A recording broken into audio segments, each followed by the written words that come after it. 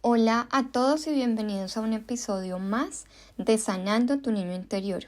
Soy Natalie Sánchez, psicóloga psicoterapéutica, y estoy aquí hoy para que hablemos de la tercera herida, la herida de humillación. Vamos a adentrarnos hoy en ese tema que toca fibras emocionales profundas, la herida de infancia relacionada con la humillación. Si no has visto la herida 1 y la herida 2, te invito a que vayas a los otros podcasts, los escuches y empieces a entender el mundo del niño interior herido desde todas las perspectivas. ¿Alguna vez te has sentido menospreciada, avergonzado o ridiculizado? La mayoría de nosotros hemos experimentado momentos incómodos. Pero para algunas, estas experiencias pueden dejar cicatrices emocionales que duran toda la vida. Hoy vamos a explorar qué significa tener una herida de la infancia por humillación, cómo se forma y cómo ésta puede afectar nuestra vida cotidiana. A lo largo de este episodio vamos a profundizar en el mundo de las emociones humanas, la psicología y el impacto que tiene nuestra infancia a lo largo de nuestra vida. Conoceremos entonces las causas, cómo se manifiesta y lo más importante, cómo podemos sanar. Este espacio puede ser confrontante, pero también te va a permitir autodescubrirte. Vas a escuchar entonces a continuación el mundo de la herida de infancia por humillación. La herida por humillación tiene diferentes factores. Esta se despierta en el niño cuando siente que alguno de sus padres está avergonzado de él o de ella. Tiene miedo a sentirse avergonzado. Por ejemplo, porque no se comporta de la manera adecuada, entre comillas, socialmente hablando. Porque le han enseñado que su cuarto se ve muy sucio. ¿A usted no le da pena esa ropa tan sucia? ¿Ese cuarto tan desordenado? ¡Ay! ¿No le da pena no tomarse la sopa? Estas frases parecieran no tener ninguna incidencia, ¿cierto? Como que más bien resultan ser esas frases de manipulación para que de niños hagamos las cosas. Lo que pasa es que si un niño despierta su herida de humillación, con estas frases se gestan las bases necesarias para que más adelante esta herida de humillación crezca. Es esa comparación incómoda, es esa vergüenza desde lo físico, desde lo que soy, desde lo que hago y desde lo que tengo. Más allá de sentir culpa, es sentir pena o vergüenza. Aunque si sentimos culpa, sentimos vergüenza y asimismo viceversa. En esta medida, la persona masoquista se esfuerza mucho por cumplir las expectativas de los demás, de contar con esa expectativa cumplida con otra persona a la que vemos como superior, los jefes, los padres, las parejas. En esta medida, la herida de humillación está caracterizada por la máscara de masoquista. Este masoquismo no es solo este masoquismo físico o sexual, sino que está más relacionado a el emocional y mental. Busca cubrir con dolor el valor que tiene. ¿Por qué? Porque no lo reconoce. Una de las tantas causas que lo ocasiona es sentir vergüenza de la familia. De pronto que la familia se haya distinguido por eventos significativos vergonzosos. Puede ser, por ejemplo, que lo hemos evidenciado en consulta, cuando hay eventos como personas en la cárcel, personas en pobreza, personas que hayan cometido actos por los cuales socialmente hayan sido señalados. Estas son perspectivas generales y que no están relacionadas desde mi postura profesional y personal. También tiene que ver mucho con los abusos sexuales. Niños que fueron abusados sexualmente o padres, madres o cuidadores que también fueron víctimas de abuso.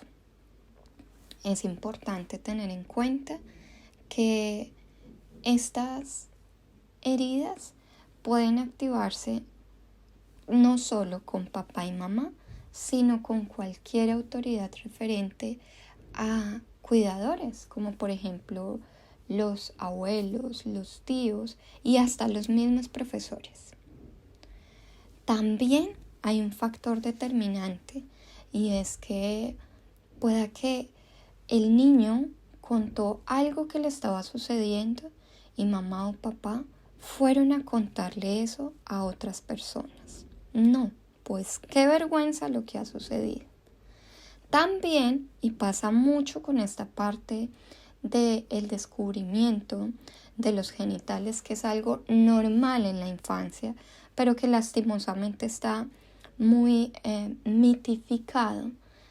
Y entonces cuando se encuentra el niño en esa exploración, decimos frases como, o nos dijeron frases como, ¿no te da vergüenza?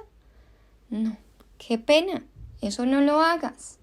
Entonces, ya no solo aprenderemos a tener vergüenza de nuestra familia, de lo que somos y de lo que hacemos, sino también desde nuestro propio cuerpo.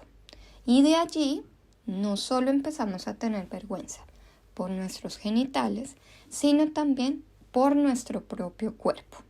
Es decir, empezamos a ver que si somos gorditos, flaquitos, todo causa una excesiva vergüenza. Esto con cualquier parte de nuestro cuerpo. Hay una fijación en específico. En esa medida también se sienten o nos sentimos que nos controlan tanto que no tenemos esa mínima libertad de tener movimiento, de podernos mover. Con esta máscara de masoquista aprendemos entonces a castigarnos a nosotros mismos. Como que te humillas constantemente. En tu diálogo interno no hay castigo sino humillación. Muchos de los comportamientos están relacionados con la herida y con la máscara. Entonces buscas ser complaciente, independientemente lo que te cueste. Ser generoso o generosa, si no tengas mucho que dar, vas a dar todo lo que tienes y te esforzarás por más con tal de buscar esa aceptación. Tanto que puedes llegar al punto de desconectarte de tus propias necesidades porque estás conectada con las necesidades de la otra persona. Ahí entonces empezamos a ver estas personas que se dejan un poco desde la perspectiva física, profesional. Entonces puede ser el profesional más destacado, pero puedes verle dejado en su apariencia. Y en esa medida puedes autocastigarte. Esa es una constante, el autocastigo. También se puede ver que pueden ser personas un poco más corpulentas o gorditas, porque con eso buscamos ocupar nuestro espacio. Ese espacio que en algún momento se nos negó, venimos a ocuparlo hoy. Mira cómo el cuerpo empieza a hablar, ¿no? También se puede presentar que son personas en las que hay un alto sentido de orgullo. También se puede identificar que no controlas la relación con la alimentación, es decir, comes bastante, atracones de comida, y en esa medida se empieza a tener ese efecto físico que va a reafirmar esa humillación. No porque ser gordito tenga alguna implicación, pero desde lo social, lastimosamente sí hay estereotipos en los que se siente que también podemos cumplir con esa humillación y esa vergüenza. De allí podemos también ver que son personas muy sensibles. Eres una persona muy sensible si tienes esta herida. La inseguridad, que es algo que les mencionaba en las heridas anteriores, que es un eje transversal. Resulta muy difícil ser libre o querer serlo. Algo muy particular es que las personas con herida de humillación tienen bastantes fantasías sexuales.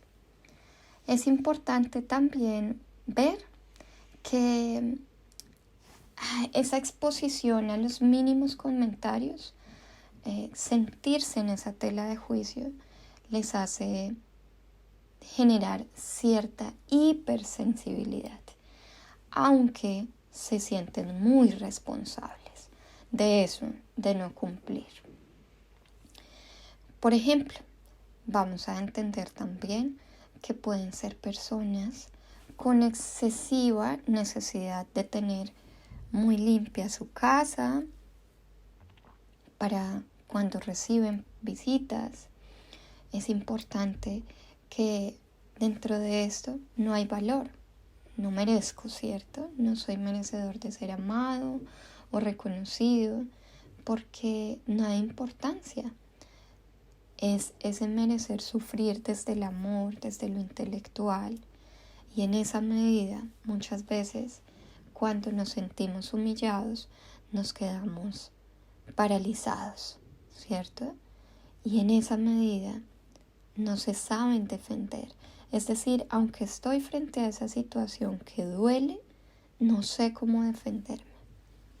Es muy importante también entender que en esta herida no se permite disfrutar demasiado la vida. Esas historias complicadas que muchas veces están relacionadas con su infancia o con su adolescencia. Conocen sus necesidades, puedes conocer tus necesidades, pero en esa medida nunca las escuchas. Puedes tener un dolor muy fuerte físico, pero igual no vas al médico. Es decir, en esa medida no hay permiso al cuidado o al autocuidado. También es muy particular sentirte sucio, sucia, indigna. Muchas veces desarrollar ese asco hacia nosotros mismos por lo que somos, por los que tenemos. Y esos remordimientos y esas culpas se sanan con comida. La autohumillación es una forma en la que podemos también hacer reír a la gente. Entonces podemos ser particularmente chistosos, graciosos. Si te identificas con todo esto o con algunos aspectos importantes, es necesario empezar a revisar esa herida. Algo muy importante es que el miedo a ser libres es muy fuerte. Dentro de esto es importante entender las enfermedades. ¿Qué podemos desarrollar desde ese lenguaje interno de la humillación, de la herida masoquista? Podemos ver muchos dolores de espalda, dolores de garganta, de tiroides, muy relacionados también con el hígado, con el páncreas y problemas cardíacos. Todo esto relacionado a esa culpa, a esa herida de humillación. Es importante que entiendas que no se pueden desarrollar todas las enfermedades así como todos los comportamientos, pero que sí pueden tener gran incidencia o gran impacto en estos órganos. Es muy importante empezar a cuidar ese cuidado que tienes con los demás, es necesario empezar a aplicarlo. Si hoy estás aquí escuchando esto, estás dando el primer paso. Así que es muy importante empezar a asumirte. Es importante también que entiendas que diferentes formas de empezar a sanar, y aquí esto es muy importante, escuchar tus necesidades. Vas a tomar lápiz y papel y vas a empezar a reconocer tus necesidades. Pueden haber necesidades económicas, físicas. Siéntate y revísate en cada uno de los aspectos.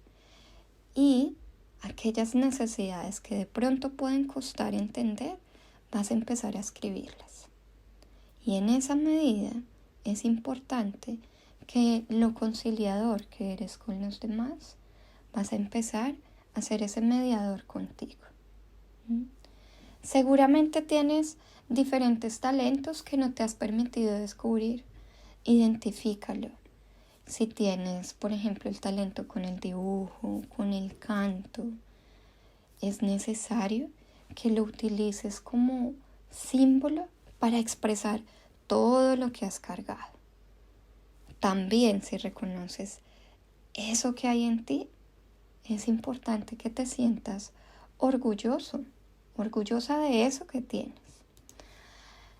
La herida de humillación tiene un permiso sanador, y ese permiso es importante que lo pongas grande, si lo puedes escribir muchísimo mejor.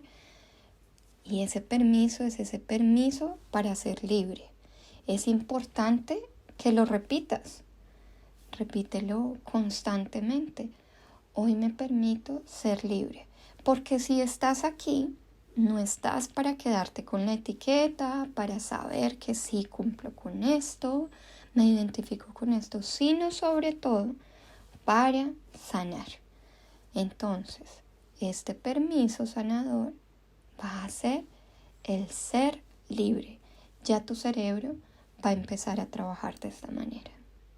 En esa medida, también es muy importante dentro de este proceso de sanación que busques espacios al aire libre. Esto de conectarte con la tierra, puedes quitarte las medias, caminar por el césped, puedes ir a abrazar un árbol. Todo esto resulta ser un mensaje para tu niño interior, para tu personalidad herida en la adultez y para tu cerebro en la medida en que decides sanar esta herida. Otro aspecto muy importante es hacer esos movimientos con tus brazos, con tus piernas de liberación, de abrir tus brazos, de soltar tu espalda, de permitirte ser libre. Puedes mirarte al espejo, ojalá desnudo, desde eso que representa vergüenza de lo que pudieron enseñarte, y hoy reconocerte y abrazarte. Reconocer eso que hay en ti y eso que da dignidad, que hoy puedes sentirte libre de expresar. Mira cómo la libertad no solo es desde la palabra, sino desde el ser, con lo que expresas, con los que vas y haces, sino que también con lo que ves en ti. Así que vas a identificar ese valor que hay en ti para disminuir ese dolor. Es importante que sigas dando pasos por tu salud mental, encontrar contenido que te nutra, y en esa medida te invito a que sigas mis redes sociales, a que no te desconectes no solo de este contenido, sino de ti. Hoy te conectas contigo, te reconoces y empiezas a transitar el camino hacia la sanación, y estoy aquí para acompañarte. Sigue dando pasos por tu salud mental y nos vemos en un nuevo episodio.